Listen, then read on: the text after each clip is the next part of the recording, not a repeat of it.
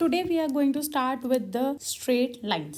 Okay ma'am, straight line होती क्या है? बेटा, कोई भी अगर दो पॉइंट को मिलाकर आप एक लाइन बना रहे हो, सपोज आपको एक पॉइंट ये दे रखा है, एक पॉइंट आपको ये दे रखा है, तो इन दोनों पे जो आपने ये लाइन ड्रॉ करी है ना, इसे आप बोलते हो स्ट्रेट लाइन। तो मैम, स्ट्रेट लाइन क्या होती है? कोई भी शॉर्टेस्ट डिस्टेंस दो पॉइंट के बीच का, उसे आप बोलते हो स्ट्रेट लाइन। समझ आई इतनी बात? अब हम सीखेंगे कि हम दो पॉइंट्स के बीच का डिफरेंस कैसे निकालते हैं। सपोज आपको एक पॉइंट दे रखा है, let that be point A, और एक पॉइंट आपको दे रखा है पॉइंट बी। अब इसके कोऑर्डिनेट्स हम मान लेते हैं x1 y1, इसके कोऑर्डिनेट्स मान लेते हैं x2 y2। अब एक बात बताओ, हमें उसने क्या पूछा है? हमें उसने ये डिस्टेंस पूछा है कि ये लाइन का डिस्टेंस क्या है। तो हम कैसे निकालते हैं? A B is equals to under root of x2 minus x1 का whole square plus y2 minus y1 का होल स्क्वायर। राइट, अब आगे चलते हैं। Now the next topic is, हमें कोऑर्डिनेट्स निकालने उस पॉइंट के जो एक लाइन को m/n की रेशियो में डिवाइड कर रहे हैं। सपोज आपको एक पॉइंट दे रखा था ए, जिसके कोऑर्डिनेट्स हमने लेट करे थे x1 y1। राइट, हमने सपोज दूसरा पॉइंट है कोई बी, उसके कोऑर्डिनेट्स है x2 y2। ठीक है, अब मैं आपको बोल रही हूँ एक लाइन यहाँ बन गई है ए बी। राइट, सपोज यहाँ पे एक पॉइंट है कहीं सी। ठीक है, अब वो सी जो पॉइंट है वो ए बी को किसी रेशियो में डिवाइड कर रहा है। सपोज हम उस रेशियो को लेट कर लेते हैं m/n की रेशियो में।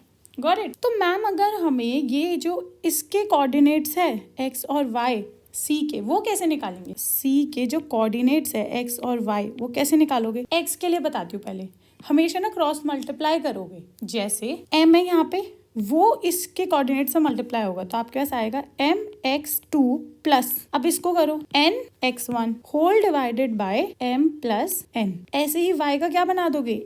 my2 plus ny1 upon ratio plus कर दोगे m plus n। Got it? This is how you are going to find the coordinates of the point that divides the line in the ratio of m/n. Suppose अगर अब मैं आपको बोल रही हूँ कि ये जो लाइन थी ना, इसमें जो ये C पॉइंट है वो इस लाइन को इक्वल में डिवाइड कर रहा है, तो हम बोल सकते हैं m/n क्या है? 1:1। राइट, और यहाँ पे x और y के कोऑर्डिनेट्स हमें निकालने हैं। तो आप ऊपर वाली इक्वेशन में ना अब m और n की जगह क्या पुट कर दो? 1। आपके पास फॉर्मूला आ जाएगा, x, y निकाल रहे हैं इज इक्वल्स टू m की जगह क्या आएगा? 1। तो पहले क्या आएगा? x2 प्लस x1, और नीचे 1 प्लस 1 क्या हो जाएगा? 2, y1 प्लस y2 अपॉन 2। तो इसका मतलब आपको ये समझ आ रहा है कि अगर कोई भी पॉइंट किसी भी लाइन को इक्वली कट करती है तो आप सीधा ये वाला फॉर्मूला लगा सकते हो। ठीक है, नाउ नेक्स्ट, हमारा नेक्स्ट क्वेश्चन है कि हमें एरिया ऑफ ट्राइंगल निकालना है। लेट सपोज आपके पास ये एक ट्राइंगल है। ठीक है, अब मुझे एरिया निकालना है। इसको लेट कर लेते हैं, पॉइंट ए है, ये पॉइंट बी है और ये पॉइंट सी है। तो इसके कोऑर्डिनेट्स मान लेते हैं x1, y1, इसके कोऑर्डिनेट्स x2, y2 और इसके कोऑर्डिनेट्स x3, y3। हमने पढ़ा था area of triangle ABC is equals to what? Half. सबसे पहले x1 लिखोगे, उसके साथ कौन से दो लिखते थे? y2 minus y3 plus x2 y3 minus y1 plus x3 y1 minus y2। ठीक है, और इस पूरे को हम मॉड में रखते थे क्योंकि एरिया ऑफ ट्राइंगल कभी भी नेगेटिव नहीं होगा। समझ आई इतनी बात? अब हम चलते हैं उस टॉपिक पे जो इस चैप्टर का नया टॉपिक है, that how to find the slope of a line, जिसे आप m से भी डिनोट कर सकते हो। सपोज आपको एक लाइन दे रखी है, इसको हम लेट कर लेते हैं L1, और ये एक और लाइन दे रखी है, इसे हम लेट कर लेते हैं L2। अब मुझे ना स्लोप निकालना है L2 का L1 पे। ठीक है, कैसे निकालेंगे? एक बार बताओ, L2 L1 पे कुछ तो एंगल बना रही है थीटा, और हमने सप्लीमेंट्री एंगल्स पढ़े थे, ये पूरा एंगल 180 डिग्री होता है।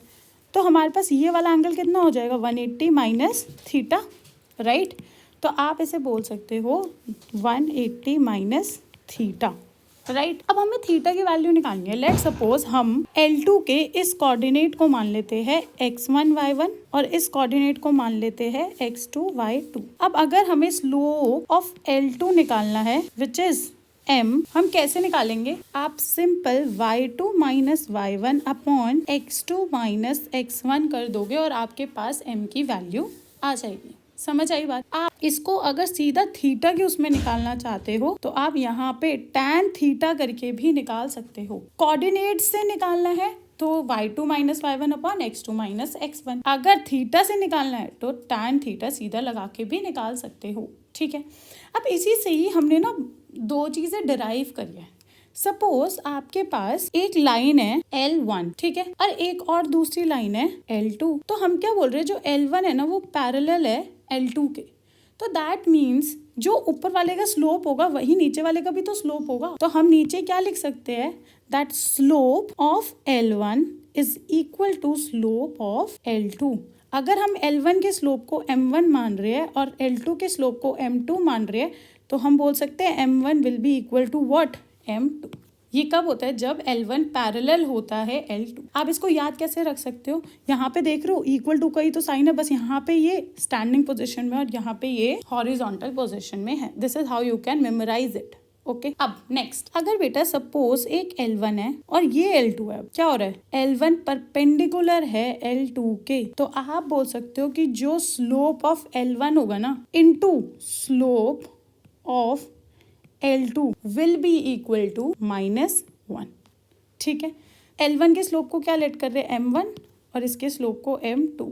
तो हम बोल सकते हैं M1 into M2 will be equal to -1। ये तब होगा जब आपके पास L1 परपेंडिकुलर होगा L2 के। अब हमें सीखना है कि हम दो लाइनों के बीच का एंगल कैसे निकालते हैं। सपोज ये L1 है और ये L2 है, ठीक है, हमें L1 के कोऑर्डिनेट्स दे रखे होंगे और L2 के भी दे रखे होंगे। सपोज हमने L1 का स्लोप निकाला है M1 और इसका स्लोप निकाला है M2।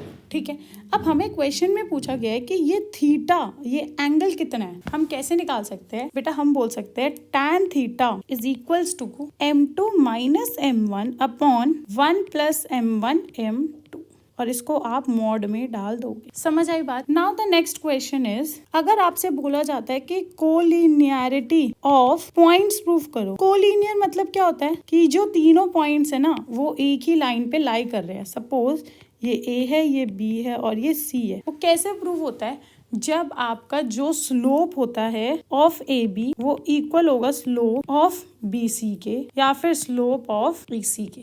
अगर आपने इनमें से कुछ भी प्रूफ कर दिया, या तो ये वाला या फिर ये वाला या फिर ये वाला, आपने कुछ भी प्रूफ करा तो वो क्या प्रूफ हो जाएगा, जो ये तीनों पॉइंट्स है वो हमारे एक सेम लाइन पर फॉलो करते हैं। Got it. क्वेश्चन में हमें बोला गया है, एग्जाम्पल नंबर 1 कर रहे हैं हम, find the slope of the lines. First part में दे रखा है कि जो लाइन हमारे इन दोनों पॉइंट से निकल रही है, हम स्लोप कैसे निकालते थे, M is equals to y2 minus y1 into whole divided by x2 minus x1। ये x1 y1 x2 y2 है। ठीक है, तो इससे हमें पता चल रहा है y2 हमारे पास है 4 और y1 -2, x2 हमारे पास है -1 माइनस x2 है हमारे पास 3। 4 plus 2 upon -4 is equals to 6 upon -4 is equals to -3/2 will be the slope of the line. Got it. इस पे भी आप स्लोप कैसे निकालोगे, M is equals to y2 minus y1 upon x2 minus x1। y2 क्या है, -2 minus y1 क्या है, -2 अपॉन x2 क्या है, 7 माइनस 3। तो आपके पास आएगा -2 plus 2 upon 7 minus 3 will be 4 is equals to 0/4 is equals to 0। M is equals to y2 minus y1 upon x2 minus x1 is equals to, अब हमारे यहाँ पे क्या है 4 माइनस 2 3 माइनस 3, तो 4 प्लस 2 अपॉन 0। ये क्या है, नॉट डिफाइंड। जब नीचे 0 होता है तो आप बोलते हो नॉट डिफाइंड, बट ऊपर 0 होता है तो 0 आंसर होता है। ठीक है, डी पार्ट हमें इंक्लिनेशन ऑफ लाइन दे रखा है 60 डिग्री। तो आप सिंपल क्या बोल सकते हो, एक और फॉर्मूला क्या था, M is equals to tan theta is equals to tan 60, और tan 60 की वैल्यू होती है √3। This will be the slope of the line. Now example number 2, if the angle between two lines is π/4।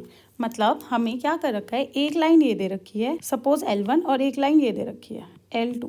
अब वो हमें बोल रहा है ये जो एंगल है ना ये हमारा π/4 है which is 45 degree and the slope of one of the line is 1/2। Suppose हम इसी का ही स्लोप मान लेते हैं 1/2 गिवन है। हमें उसने बोला कि इसका स्लोप निकालो। अब हम इसको लेट कर लेते हैं कि लेट इसका स्लोप भी m2, ये हमें निकालना है। समझ आया क्वेश्चन? अब मैम हमने इसका फॉर्मूला पढ़ा था कि कैसे निकालते हैं अगर दो लाइनों के बीच का एंगल हमें दे रखा होता है। तो बेटा आप उसका फॉर्मूला क्या लिखते हैं? tan theta is equals to m2 minus m1 upon 1 plus m1 into m2, और ये हमारा मॉड में होता है, राइट। अब जिसमें आपको जिसकी वैल्यू पता है आप उसको बस पुट कर दो। तो tan 45 is equals to m2 हमें नहीं पता, वो ऐसे ही रख देते हैं। m1 हमने निकाला है half upon 1 plus half into m2, right, ये भी मॉड में रहेगा। tan 45 की वैल्यू क्या होती है? 1 is equals to m2 minus half divided by 1 plus m2 by 2, right, क्योंकि ये इससे मल्टीप्लाई हो रहा है यहाँ पे। अब आप क्या करोगे? क्रॉस मल्टीप्लाई, तो you will be getting 1 plus m2 by 2 is equals to m2 minus 1 by 2। अब m2 वाली टर्म्स एक जगह रख लो और कांस्टेंट वाली टर्म्स एक जगह। तो 1 plus half is equals to m2 minus m2 by 2, तो आपके पास यहाँ पर आएगा 3/2 is equals to m2 by 2। अब क्रॉस मल्टीप्लाई करके आप m2 की वैल्यू निकाल सकते हो। So m2 is equals to 3/2 into 2, therefore m2 will be 3, therefore slope of the other line is 3। got it? now जब हम बेटा मॉड हटाते हैं ना, तो हम यहाँ पे प्लस और माइनस दोनों लेकर आते हैं। अभी हमने सॉल्व किससे करा है? प्लस से। अब हम माइनस से भी सॉल्व कर कर दिखाएंगे। सपोज 1 इज इक्वल्स टू, अब हम माइनस रख देंगे यहाँ पे m2 minus half upon 1 plus m2 by 2, right. अब 1 पे माइनस ले जाओ ये वाला, तो minus 1 is equals to m2 minus half upon 1 plus m2 by 2, cross multiply करो। -1 minus m2 by 2 is equals to m2 minus half. m2 इधर ही रखेंगे, उधर वाला इधर आ जाएगा, और ये इधर वाला ऐसे ही रहेगा और उधर वाला इधर आएगा।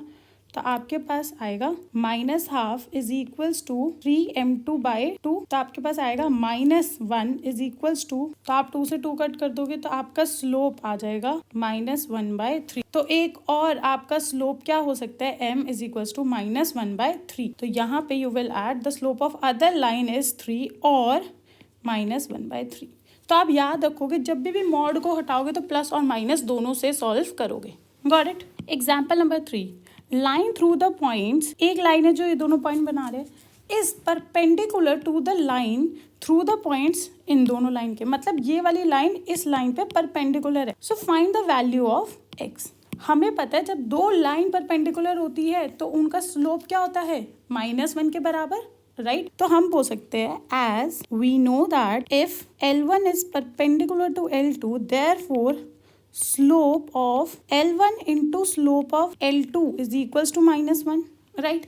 अब स्लोप ऑफ L1 कैसे निकालते हैं हम? अगर हमें किसी भी लाइन का स्लोप निकालना होता है तो आप कैसे निकालते हो? y2 minus y1 upon x2 minus x1, right. तो आप पहले इस वाली लाइन का निकालो।